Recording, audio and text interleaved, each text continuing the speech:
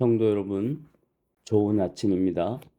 오늘도 우리들에게 생명의 활기를 불어넣어 주셔서 감사와 찬양으로 하루를 시작하기를 원하며, 오늘 우리에게 주시는 주님의 말씀은 사도행전 4장 1절로부터 4절까지 말씀입니다.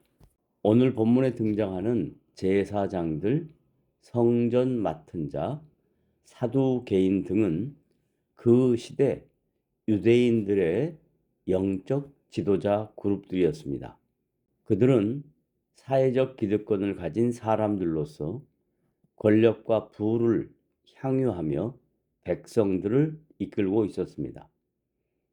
그들의 관심은 온통 이 현세적인 욕망에 집중되어 있어서 자기들의 권력과 부를 한층 더 든든하게 만들기 위해 언제나 더욱 효과적으로 백성들을 통제하고 싶어 했습니다.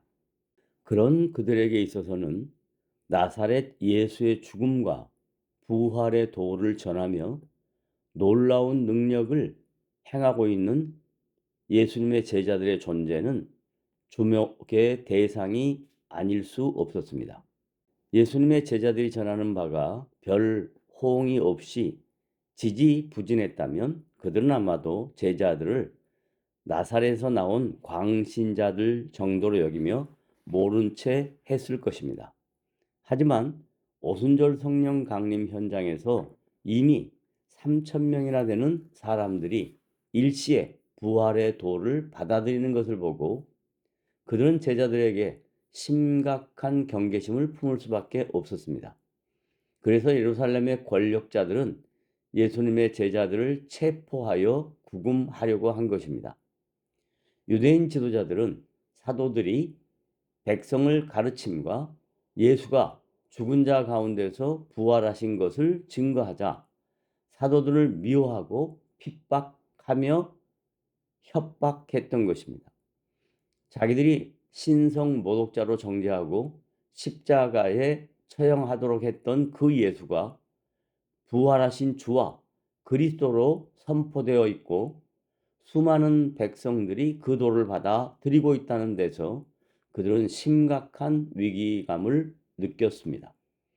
그들은 수많은 군중들이 그 도를 믿게 되면 자기들의 종교적 지도력을 의심하게 될 것이고, 그리하면 자기들이 누리고 있던 모든 특권들이 약화될 수 없다는 것을 알았던 것입니다.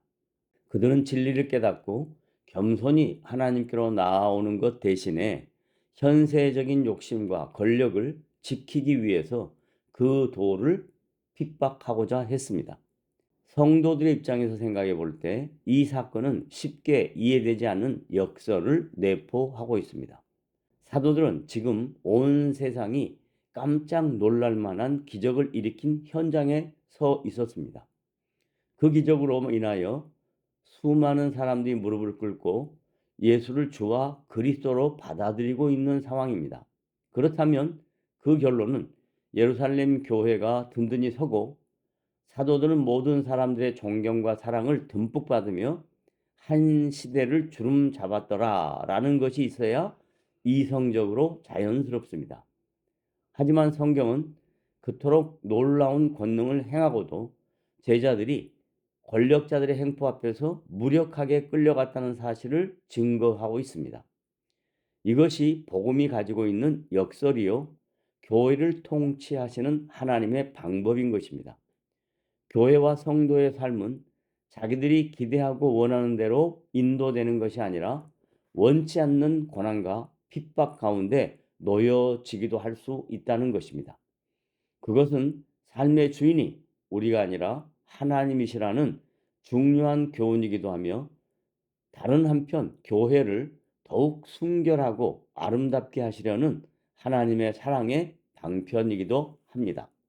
역사 속에서 교회가 가장 순수하고 아름다운 믿음을 간직하고 살았던 시기는 사도들의 시대부터 속사도 시대까지의 심한 박해의 시기를 지나고 있었을 때입니다.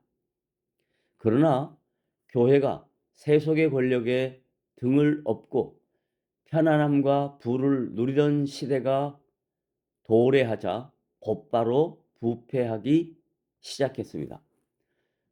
성도 여러분, 우리 각자 개인의 신앙생활에도 삶의 풍성함과 평안함과 누리는 것이 많으면 하나님을 신뢰하고 의지하는 것이 상대적으로 적어지고, 삶 속에 다양한 어려움과 고통과 자기가 해결할 수 없는 다양한 문제들을 만나게 되면 하나님을 전적으로 신뢰하며 의지하려는 영적인 욕구가 생기게 되는 것입니다.